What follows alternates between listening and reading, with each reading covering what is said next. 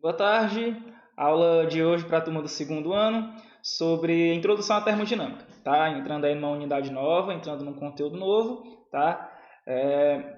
Espero que seja um conteúdo bastante proveitoso e que a gente consiga aprender bastante coisa, tá? E tem muita coisa para a gente conversar dentro desse conteúdo, tá? Mas para começar, esse vídeo de hoje, diferente dos anteriores, ele não vai ter atividade, tá? As atividades vai ficar para o vídeo da próxima semana, tá? Nesse vídeo de hoje a gente vai fazer só uma parte mais teórica, uma parte mais introdutória a esse conteúdo de introdução à termodinâmica. Tem umas atividades que eu deixei no livro para vocês darem uma olhada, e eles serão os que serão cobrados para essa semana, tá bom? Então vamos lá, essa aula vai ser explicativa com introdução à termodinâmica, entrando no estudo da física das partículas, sobretudo no estado gasoso. Tá? Então nós vamos primeiro estudar então o que é a termodinâmica e começar a entender um pouquinho sobre gases, tá? Vamos lá. Primeiro, o que é a termodinâmica? A termodinâmica ela é a área da física que estuda o movimento e a dinâmica, necessariamente a dinâmica das partículas, tá? O nome termodinâmica vem disso, de movimento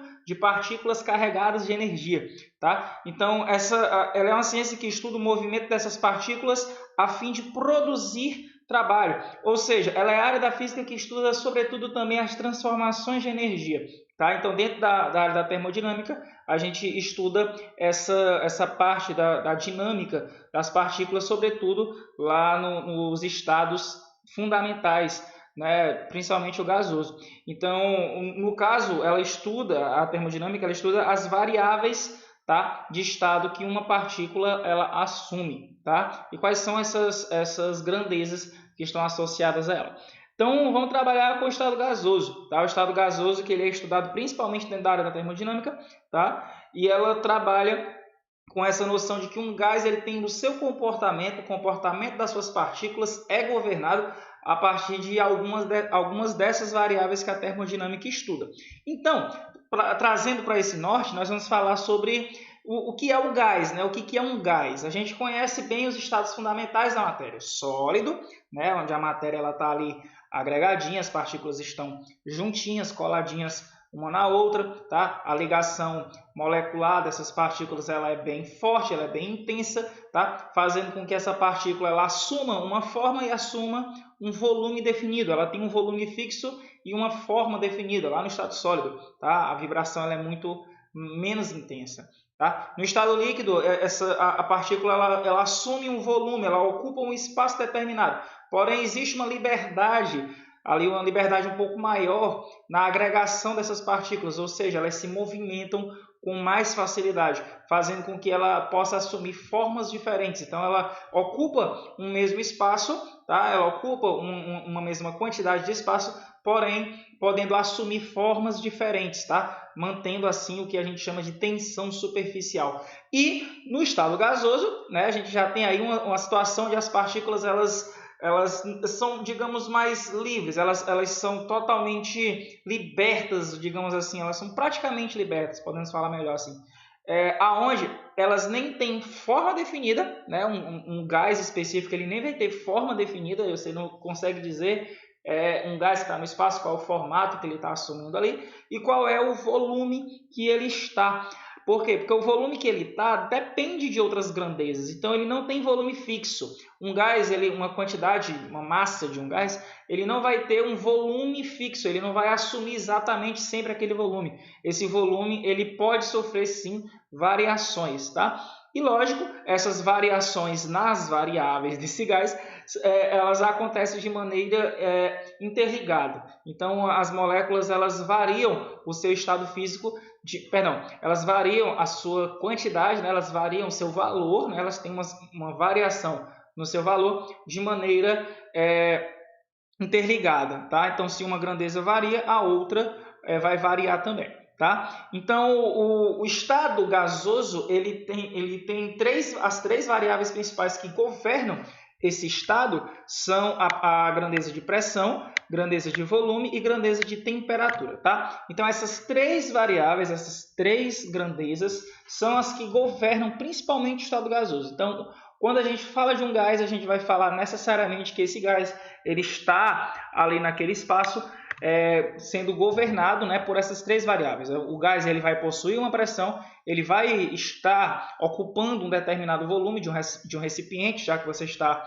manuseando ele, e ele tem, sim, uma temperatura. Então, falando dessas três grandezas, né, do gás, a gente vai definir agora de maneira mais específica, que cada uma delas.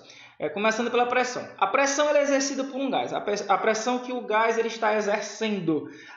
Gente, a grandeza de pressão ela é definida pela razão entre força sobre área. Tá? No caso, a área das paredes do recipiente. Tá? A parede do recipiente onde o gás se encontra. Tá? Então é bom a gente lembrar daquele conceito lá antigo, que pressão, deixa eu tentar desenhar aqui, ó, é igual a força sobre área de superfície, tá? A área da superfície, tá? Então, pressão ela é determinada matematicamente, fisicamente dessa forma. Então, a pressão que um gás está executando, ele provém das colisões que esse gás ele possui. Já que ele está se movimentando, esse gás ele vai colidir com as paredes do recipiente e colidir com eles mesmos. Mas quando ele colide com a parede do recipiente, ele chega com uma certa velocidade, né? Esse gás, essa molécula tem uma massa, chega lá com uma certa velocidade e quando colide, há uma variação no momento, né? Ou seja, há uma variação da velocidade desse gás na hora que ele colide com a parede. Então, se existe variação na velocidade, existe o que nós chamamos de variação do momento linear. E essa definição de variação do momento linear é exatamente o conceito mecânico de força. Então, quando o gás ele colide com a parede do recipiente, ele colide aplicando lá uma força. E aí fica simples entender o seguinte, que quanto mais velocidade esse gás possuir, mais pressão ele vai exercer na parede do recipiente. Por quê? Porque já que ele tem mais velocidade, ele vai ter maior variação no momento, vai ter mais força e, consequentemente, mais pressão. Tá? Beleza, então essa é a grandeza, uma das grandezas fundamentais do gás. A segunda é a temperatura. Gente, temperatura é aquilo que a gente já definiu muito antigamente. Grau ou medida de agitação, oscilação ou vibração das moléculas que compõem aquele gás. Tá? Então, a temperatura ela define o quanto que aquele gás está agitado, o quanto que ele está se movimentando. E é necessário informar que a energia cinética daquele gás, o quanto de energia de movimento aquele gás possui, depende diretamente da temperatura. Tá? Então, a temperatura é o que governa essa energia cinética. Tá? E, lógico, quanto mais energia cinética, maior a velocidade. Quanto maior a velocidade, tende a ser maior a pressão. Ok? E por último, mais ou menos importante, é o volume do gás. Se você considerar que esse gás ele está em um recipiente fechado, então ele vai assumir ali aquele espaço. Então, dentro daquele espaço, né, se for um espaço de um recipiente, uma garrafa, alguma coisa, ele vai, dentro daquele espaço, assumir, né, grandezas de pressão e de temperatura. Tá? Então, quando você coloca um gás enclausurado dentro de um recipiente, ele vai ter ali, né, uma pressão, ele vai exercer pressão contra as paredes do recipiente. Tá? Então, o gás ele tende, né, a ocupar todo o espaço, né, do recipiente onde ele se encontra. Então, se você colocar o gás em um recipiente, uma garrafa pequena, ele vai ocupar todo o espaço daquela garrafa pequena, com uma determinada temperatura e com uma determinada pressão. Agora, se você pegar uma garrafa maior, o gás ele vai continuar, a mesma massa de gás, vai continuar ocupando todo o espaço da garrafa maior, porém, há uma tendência de que haja uma diferença aí na pressão ou na temperatura ou nas duas variáveis do gás, ok? Então, quando a gente fala de gás perfeito, né, que a definição estava aqui em cima, um gás perfeito fisicamente falando, já que a gente costuma muito trabalhar com grandezas ideais, o gás perfeito ele é um modelo que é utilizado para definir um gás em algumas condições específicas, ou seja, um gás ele normalmente possui, né, essas relações de pressão, volume e temperatura de maneira perfeitamente alinhada. Mas o gás ele é perfeito quando essas condições elas são bastante especiais. Olha só, um gás ele é considerado perfeito quando a distância entre as moléculas que compõem o gás é muito maior do que a dimensão específica das moléculas.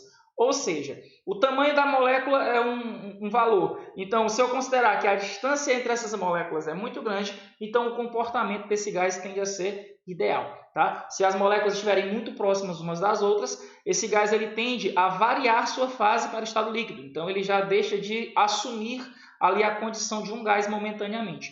Tá? A segunda, a colisão entre as moléculas são perfeitamente elásticas, então não há perda de energia cinética durante o contato. Bom, esse gás está com as suas moléculas bem distantes umas das outras, mas quando eles estão se movimentando, é natural que haja ali uma aproximação e eventualmente uma colisão. Quando essa colisão acontece, não há perda de energia, não há, digamos, um impacto como uma bola quando cai sobre uma mesa, ela não vai voltar para a mesma altura. Por quê? Porque houve uma perda de energia ali. No caso dos gases perfeitos, isso não acontece. Na hora que a molécula ela colide uma com a outra, com a mesma velocidade de impacto, ela volta, tá?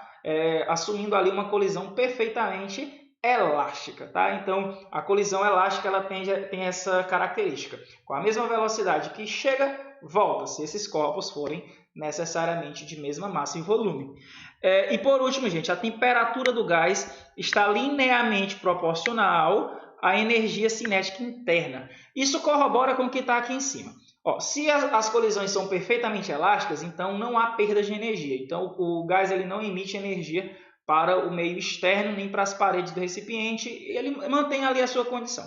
Então a temperatura do gás está apenas ligado à energia cinética deles mesmo, tá? Ele não, digamos, perde energia, né? Ele não perde de temperatura para o meio externo nesse caso, tá? Bom, um gás comum ele pode ser um gás perfeito, desde que ele assuma algumas condições específicas, que é o que nós chamamos de condições normais de temperatura e pressão. É o que lá na química também eles chamam de CNTP, mesma coisa, a sigla, tá? E um gás comum ele vai se comportar próximo de um gás perfeito nessas condições. Olha só, quando a pressão for normal, né, que a gente chama pressão de 1 atm, pressão normal, quando esse gás assumir um volume de 22,7 litros, esse volume é específico, tá, gente? O gás ele tem que estar na pressão normal dentro desse volume com essa temperatura de 273 Kelvin, tá? O famoso 0 graus Celsius. Então, o gás, um gás comum, ele terá esse comportamento próximo de um gás perfeito quando ele estiver nessas condições. Lembrando que a massa molar é de 1 mol, tá? Então, eu tenho 1 mol de um gás. Nessas condições ele terá um comportamento de um gás perfeito, ok? Então, meus amores, por hoje só isso, tá? Então, espero que vocês tenham gostado da aula, bem resumida e bem sucinta também, para vocês entenderem essa parte inicial. Próxima semana nós vamos estar falando sobre transformações gasosas e vendo também umas atividades. Então, galerão, muito obrigado, um grande beijo no coração e até logo. Valeu!